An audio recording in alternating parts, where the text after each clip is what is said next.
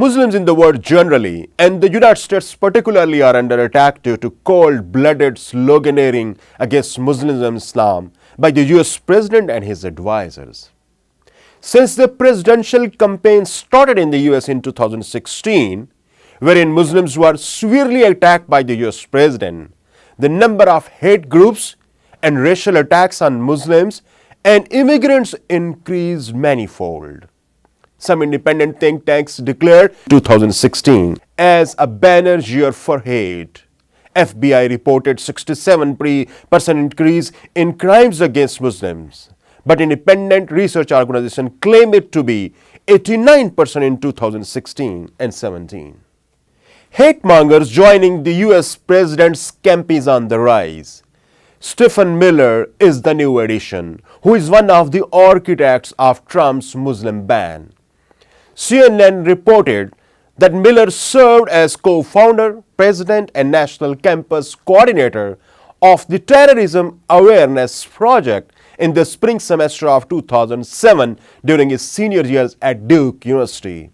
His mission was to inform students about the dangers of Islamofascism, which is a term coined in 1933 to draw a comparison between Islamist movements and European fascism.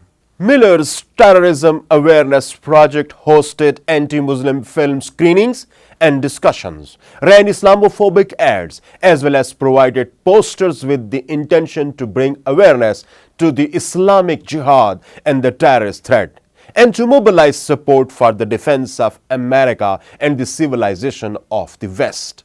According to Al Jazeera, Trump rose to power with an Islamophobic campaign, and Islamophobia now will become his official policy. Rising Islamophobia has posed two main dangers: a rise in hate crimes and anti-Islamic legislation. In the last year, in most parts of the United States, including Florida, there have been 500% increase in hate crimes against Muslims. Mosques has been vandalized, and there have been a number of bomb threats towards Islamic groups. Florida's government is even trying to ban school books from making any references to Islam in the history.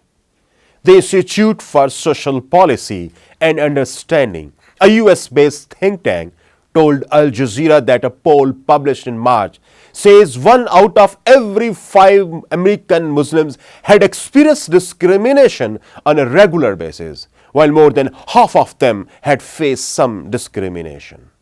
Secondly, since 2013, the country has seen a rise in number of bills or amendments, about 81, designed to vilify Islamic religious practices, 80 of which were introduced to state legislators by the Republicans only. On the other hand, mosques in the United States and other parts of the world are hit by Islamophobes. On 30th January 2017, Quebec City Mosque in Canada was attacked, leaving 6 people dead and 8 injured. We consider the event like an act of terrorism, and we can confirm that we have 6 persons pronounced dead, and 8 persons is in hospital with minor or severe injuries. The Canadian Prime Minister Justin Trudeau said in a statement, "We condemn this terrorist attack on Muslims in a centre of worship and refuge." He said Muslim Canadians are an important part of our national fabric. The shooting came on the weekend that Trudeau said Canada would welcome refugees after US President Donald Trump suspended the US refugees program and temporarily banned citizens from 7 majority Muslim countries from entering the United States. The mosque was also previously targeted in an Islamophobic attack in June 2016, during Ramadan especially, when a pig's head was left on the mosque's doorstep along with an extremely negative note on it. Similarly, Germany also witnessed attacks on mosques as a result of rise in Islamophobic discourses in the media and the US presidential election campaigns. According to the Associated Press, 91 mosques were attacked in Germany in 2016 only, The German Interior Ministry said that most attacks, 21 out of them, took place in the western German state of North Rhine-Westphalia, which is the country's most populous state with the highest number of Muslim immigrants. The report did not detail how badly the different mosques were vandalized. However, it said police identified suspects in 12 cases only and could make only one arrest.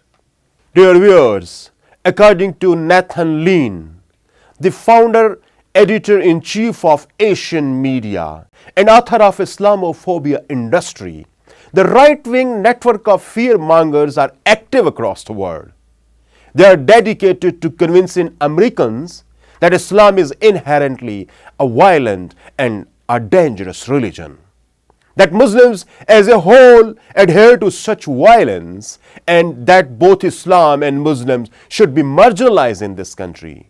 Lean sees this network as dominating the religious, political and media right wing in the United States, bringing together bigot bloggers, racist politicians, fundamentalist religious leaders, news pundits and religious Zionists in the industry of hate.